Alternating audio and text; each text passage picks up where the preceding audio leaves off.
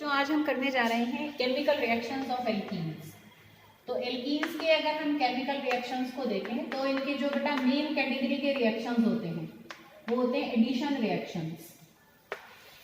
क्योंकि तुम देख सकते हो बेटा इसमें एक हमारी पाई बॉन्ड होती है, तो ये जो हमारी पाई बॉन्ड है, तो अगर ये कोई भी चीज अपने अंदर ऐड कर लेंगे, जैसे ये जो फर्स्ट रिएक्शन में करने जा रही हूँ that is addition of hydrogen. मतलब इसमें हम जो भी यहाँ रिएजेंट लेंगे ना बेटा वो जाकर इसकी डबल बॉन्ड पर बस ऐड हो जाएगा, फिर उसको एक पाई बॉन्ड के बदले में 2 सिग्मा बॉन्ड्स मिलेंगे, तो वो उसके लिए ज्यादा स्टेबल कंडीशन होगी, तो इसलिए बहुत जल्दी से एडिशन रिएक्शंस शो करते हैं। जैसे देखो बेटा अगर इसमें मैं H2 को ऐड कर दूं तो एक H ये कार्बन ले लेगा और एक H ये कार्बन ले लेगा, ठीक है। तो जो हमारा CH2 है वो CH3 में बदल जाएगा।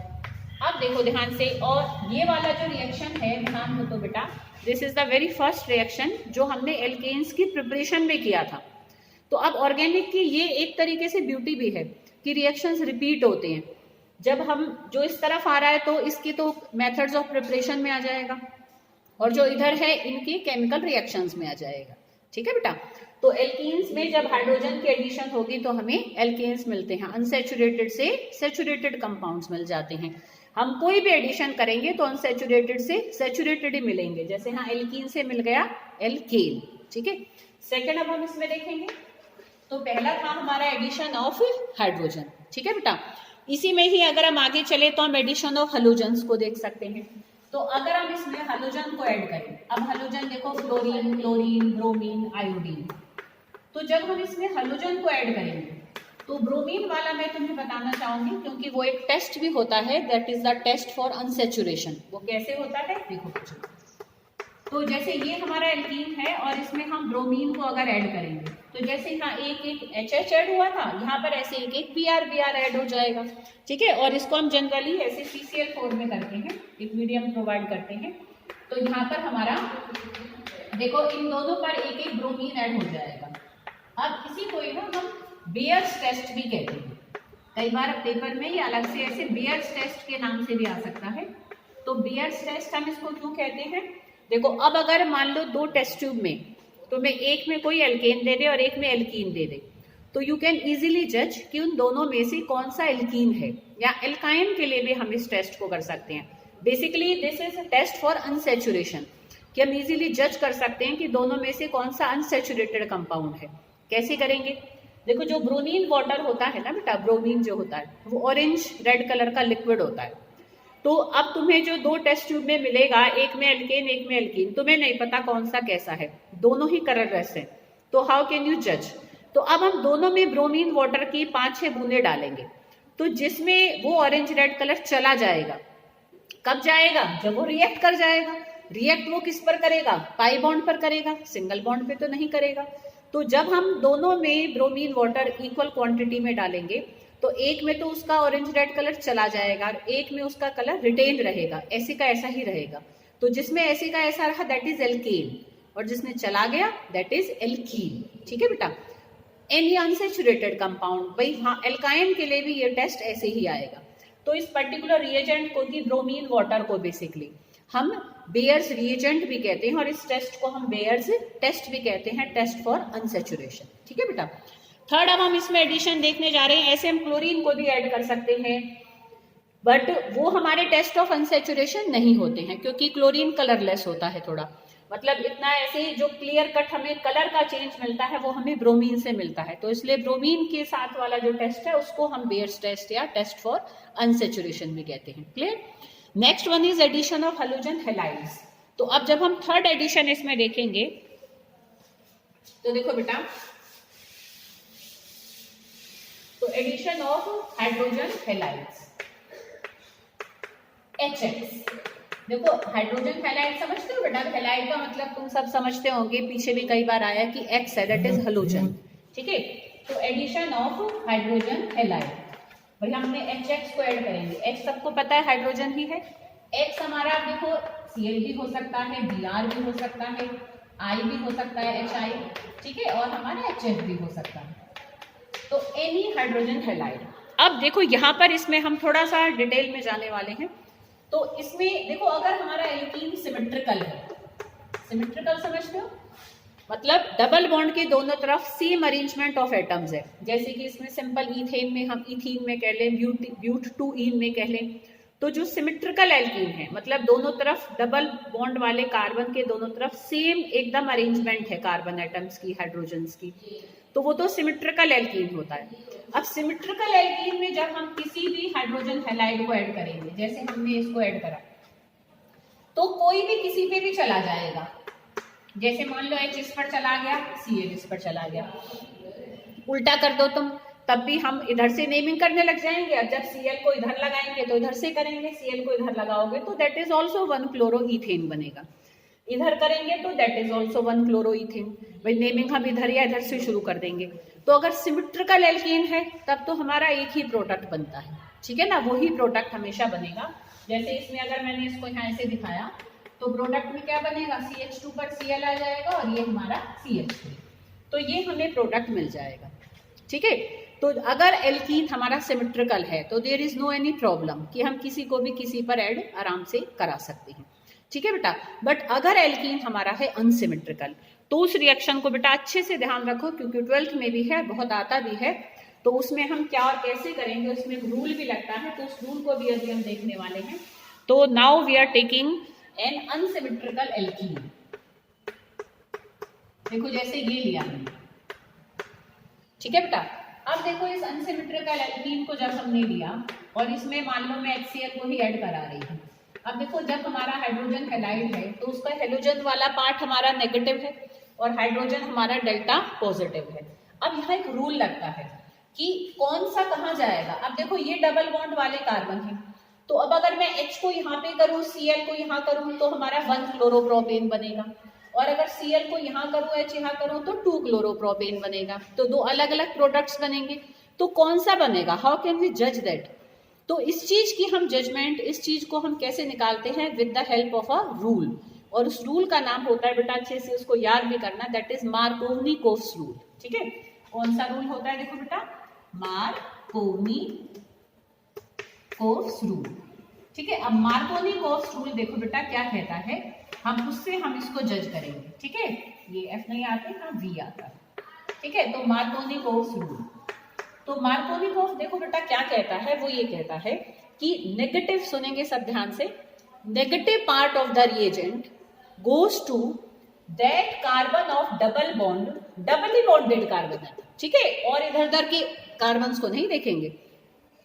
नेगेटिव पार्ट ऑफ रिएजेंट, ये रिएजेंट हम ऐड कर रहे हैं जो, तो negative part of reagent goes to that carbon of double bond which have lesser number of hydrogen atoms. तो ये दोनों डबल बॉन्ड वाले कार्बन है, इसमें तुम देखो कि हमारा क्या है, एक हाइड्रोजन है, इसके पास 2 हाइड्रोजन है, तो किसके पास कम है, इसके पास। तो प्रोडक्ट में हम क्या बनाएंगे, नेगेटिव पार्ट को उस कार्बन पर ऐड करेंगे जिसमें कम नंबर ऑफ हाइड्रोजन एटम है। तो यहाँ प्रोडक्ट हमेशा हमें क्या मिलेगा, ये मिलेगा बेटा, कि इधर Cl जुड़ेगा और उधर जब CH2 को H मिलेगा तो ये CH3 में बदल जाएगा। तो इस तरीके से हमें एडिशन करनी है, कब, जब हमारा एल्कीन भी अनसिमेट्रिकल होता है, रिएजेंट भी अनसिमेट्रिकल है। जैसे ये पूरा रिएजेंट अनसिमेट्रिकल ही है जब हम ऐड करा रहे हैं। क्लियर बेटा, आ रही है बात समझ में। तो दिस इज मार्कोवनी-कोव्स रूल। अच्छा, ये रूल हमारा चारों पर फॉलो होता है, बट अगर HBr के केस में हम इसी रिएक्शन को कराएं परऑक्साइड्स डाल के, ठीक है बेटा, हमारा यही रिएक्शन हमारा उल्टा भी हो जाता है। पर ये बहुत ध्यान रखना बच्चों सब कि ये तो हमने ऊपर देखा मार्कोवनी-कोव्स रूल, अगर हम इसी रिएक्शन को HBr डाल के अगर कराएं, ठीक है, तब भी ऐसी प्रोडक्ट बनेगा कि 2 ब्रोमोप्रोपेन बनेगा। बट अगर हमने HBr डालने से पहले इसमें कोई परऑक्साइड डाल दिया, परऑक्साइड समझते बेटा, जिनमें ऑक्सीजन ऑक्सीजन सिंगल बॉन्ड्स होती है, ऐसा अगर कोई कंपाउंड हमने इसमें डाल दिया which have oxygen oxygen single bond, ठीक है बेटा, तो परऑक्साइड के प्रेजेंस में अगर हम इसी रिएक्शन को कराएंगे तो हमारा negative part goes to that carbon of double bond which have higher number of hydrogen atom, मतलब मार्कोवनी-कोव्स का उल्टा हो जाता है, तो उसको हम एंटी मार्कोवनी-कोव्स रूल कहते हैं। इसको हम परऑक्साइड इफेक्ट भी कहते हैं। इसके 3 नाम हैं, और जब तुम बुक में इसको नोट करोगे तो वो बुक के बिल्कुल ऐसे लास्ट में छोटा सा लिखा हुआ है, तो लिखते टाइम बेटा ध्यान रखना, उसको मिस मत कर देना। इसको हम क्रैश इफेक्ट भी कहते हैं। This is also called as Kharasch effect. तो क्रैश इफेक्ट भी कहते हैं, एंटी मार्कोनिकोव रूल भी कहते हैं, पेरोक्साइड इफेक्ट भी कहते हैं। पर बहुत बहुत बहुत ध्यान रखना, ये सिर्फ HBr ही फॉलो करता है। कई बार कंफ्यूज करने के लिए पेपर में यहाँ पेरोक्साइड लिखेंगे और यहाँ लिखेंगे HCl, तो HCl के ऊपर पेरोक्साइड का कोई इफेक्ट नहीं होगा, वो सिर्फ HBr पर ही होगा। तो अगर HCl है और यहाँ पेरोक्साइड अगर है तो भी तुम यही प्रोडक्ट बनाओगे। मतलब मार्कोनिकोव रूल ये तीनों हमेशा फॉलो करेंगे, चाहे पेरोक्साइड है चाहे पेरोक्साइड नहीं है। बट HBr में हमें ध्यान रखना है, अगर पेरोक्साइड डाला है तो एंटी मार्कोनिकोव रूल लगेगा, और अगर पेरोक्साइड नहीं डाला है तो मार्कोनिकोव रूल ही लगेगा। ठीक है, तो यहाँ क्या प्रोडक्ट बनेगा, CH3 CH2 CH2Br, क्योंकि Br हमारा इसमें जाएगा तो CH2Br हो जाएगा, जब ये H इस पर जाएगा तो ये भी CH2 बन जाएगा। ठीक है बेटा, तो this is anti Markovnikov rule. तो ये हमने देखा जो हमारे हाइड्रोजन हैलाइड्स होते हैं उनकी एडिशन को हमने देखा। ठीक है बेटा, अब हम इसमें नेक्स्ट देखेंगे, और इसमें HBr का थोड़ा एक्सेप्शनल बिहेवियर इसलिए होता है बेटा, इसका अपना कुछ एक पर्टिकुलर हमारा रीजन भी है कि पेरोक्साइड की प्रेजेंस में अगर हम इन चारों को ही कराएं तो इनके ओवरऑल रिएक्शन ना इन तीनों की ही हमारे एंडोथर्मिक ही होते हैं, मतलब कोई स्टेबिलिटी नहीं मिल रही होती है। बट पेरोक्साइड की प्रेजेंस में अगर हम HBr के सारे रिएक्शंस को देखें तो उसमें ओवरऑल वो रिएक्शन एक्सोथर्मिक आ जाता है। तो HBr के एडिशन में क्योंकि स्टेबिलिटी मिल रही होती है उसको, हायर वाले हाइड्रोजन एटम कैरी करने वाले कार्बन के पास जाने पर भी, तो इसलिए HBr anti Markovnikov rule show करता है, बट बाकी शो नहीं करते हैं। ठीक है बेटा, तो एक हमने इस एडिशन को देखा। इसी के साथ अब हम एक एडिशन देखेंगे हाइपोहेलस एसिड्स की।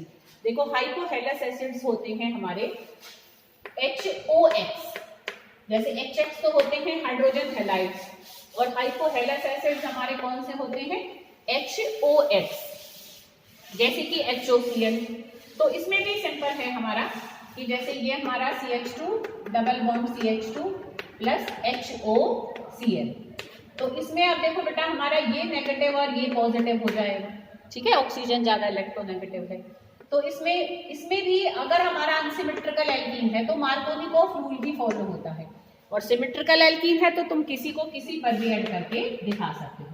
तो यहाँ जैसे इस पर मैंने OH दिखा दिया और इस पर मैंने Cl को दिखा दिया।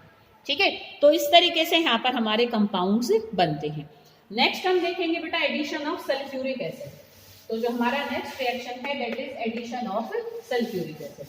तो सल्फ्यूरिक एसिड को अगर मैं इसमें ऐड करूं H2SO4, H2SO4 को ना देखो बेटा मैं ऐसे खोल कर लिखूंगी, देखो ऐसे भी लिख सकते हैं, H2S और O4 है, तो अब ये नेगेटिव और ये पॉजिटिव पार्ट है। ठीक है, अब इसमें भी देखो बेटा अगर मैं इस तरीके से करूं, मान लो मैं यहाँ पर एक अनसिमेट्रिकल एल्कीन को ले लूं और इसमें इसको ऐसे ऐड कराऊं। ठीक है, तो ये इसका पॉजिटिव और ये नेगेटिव पार्ट, तो यहाँ पर भी नेगेटिव पार्ट उस कार्बन पर जाएगा जिसपे कम नंबर ऑफ हाइड्रोजन एटम है, मार्कोनिकोव रूल ही फॉलो होगा।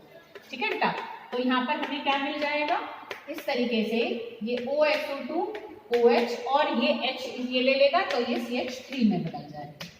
ठीक है, तो इस तरीके से हमें प्रोडक्ट्स मिलते हैं एडिशन ऑफ सल्फ्यूरिक एसिड से। इसी में ही अगर हम देखें ना बेटा, अगर हम कंसंट्रेटेड सल्फ्यूरिक एसिड डाल देते हैं, खूब सारी हम कंसंट्रेटेड सल्फ्यूरिक एसिड डाल देंगे ना, तो यहाँ पर क्या हो जाता है, सल्फ्यूरिक एसिड पहले ऐड होकर फिर फटा एक और सल्फ्यूरिक एसिड इसमें से सल्फ्यूरिक एसिड का मॉलिक्यूल निकालकर इसको अल्कोहल में कन्वर्ट कर देती है। तो इसलिए हम यहाँ पर अगर सल्फ्यूरिक एसिड डालकर और फिर पानी डालकर अगर इसको हम गर्म कर दें तो सिंपल तुम सीधा लिखो कि इतने ही कार्बन का एक अल्कोहल बना दो, जितने कार्बन के एल्कीन है ना उतने कार्बन का ही हम यहाँ पर क्या बना देंगे, एल्कोहल बना देंगे। तो 2 कार्बन का एल्कोहल क्या बनेगा, एथेनॉल, तो वो बना देंगे। तो अगर कंसंट्रेटेड सल्फ्यूरिक एसिड हो और साथ में पानी डालकर गर्म भी हम कर रहे हो तो हमें एल्कोहल्स मिलेंगे। और अगर पहले सल्फ्यूरिक एसिड कैसे ऐड होगा, इस तरीके से नेगेटिव पार्ट उस कार्बन पर जाएगा जिसपे कम नंबर ऑफ हाइड्रोजन एटम्स हैं। ठीक है बेटा, अरे बात समझ में। ऐसे अगर मैं वाटर को ऐड करूं देखो बेटा तो भी हमें एल्कोहल मिलेंगे। तो नेक्स्ट हमारा क्या है, एडिशन ऑफ वाटर। तो अगर मैं इसमें वाटर को ऐड करूं एल्कीन में, अगर हम किसको ऐड करें, वाटर को, जैसे कि देखो बेटा ये देखो,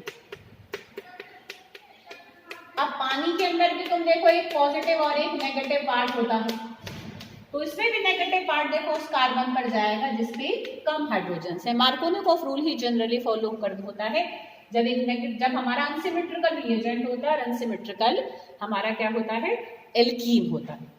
तो CH3 और यहाँ पर भी देखो हमें क्या मिल रही है, एल्कोहल्स भी मिल रही हैं, ठीक है। तो इस तरीके से एडिशन ऑफ हाइड्रोजन होती है। तो ये हमने पहले कैटेगरी के इसके रिएक्शंस करे, 2000 एडिशन रिएक्शंस। पहले हमने हाइड्रोजन के एडिशन को देखा, फिर हेलोजन के एडिशन को देखा, जिसमें हमने टेस्ट फॉर अनसैचुरेशन भी करा बेयर्स टेस्ट करके।